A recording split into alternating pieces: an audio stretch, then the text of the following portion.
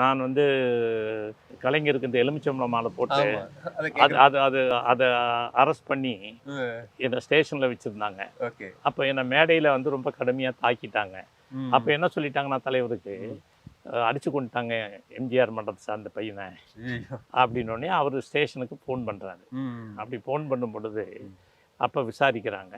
ம். விசாரிக்கிற போது அதெல்லாம் இல்லைங்க இந்த மாதிரி சொல்லிட்டு சொல்கிறாங்க. அப்படின்னா அவங்ககிட்ட ஃபோனை கொடுங்க நான் பேசணுங்கிறாரு. ஸ்டேஷனுக்கே ஃபோன் பண்ணி ஃபோன் பண்ணி பேசி அப்போ பேசுனது அதான் முதல்ல இது இல்ல அத எனக்கெல்லாம் நான் கேட்கணும்னு நினைச்சேன். எப்படி உங்களுக்கு வந்து எலுமிச்சம்பழ மாலையே கலைஞருக்கு போடணும், போட்டுட்டு இப்படி ஒரு வசனத்தை சொல்லணும் இந்த எலுமிச்சம்பழத்தை? இல்லை அது என்ன அப்படின்னு கேட்டிங்கன்னா, அது அதிமுகவினுடைய முதல் போராட்டமே அதுதான். 72 நவம்பர் 26ஆம் தேதி தலைவர் ஒரு அறிக்கை விடுறாரு. அதாவது சட்டமன்ற உறுப்பினர்கள் எல்லாம் நம்பிக்கை இழந்துட்டாங்க, அதனால் அவங்க எல்லாமே ராஜினாமா செய்யணும் அப்படின்னு போய் மனு கொடுங்கன்னு சொல்லி அறிக்கை விடுறாங்க.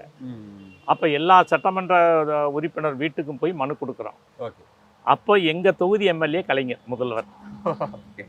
அவர் வீட்டில் கொண்டு போய் முன்னாள் துணை மேயர் சடகோபன் தலைமையில் கொண்டு போய் மனு கொடுக்குறோம். ஓகே. அப்படி மனு கொடுக்க போகிற போது அவர் என்ன பண்ணுறாரு, மனுவை வாங்கிக்கிட்டு எலுமிச்சம்பழத்தை கையில் கொடுக்குறாரு, சடகோபன் கையில். ஓ. அப்போது சடகோபன் கையில் கொடுத்தனே அவர் வாங்கிக்கிட்டாரு.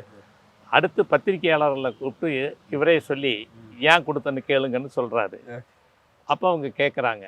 அப்போ இவர் சொல்கிறாரு, தெளிவில்லாதவர்கள் தேய்த்து குடிக்கட்டும் அப்படின்னு அதை வந்து கொச்சைப்படுத்தி கிண்டல் பண்ணி பேசியதால் மறுநாள் செய்தித்தாளில் வந்து அது தலைப்பு செய்தி.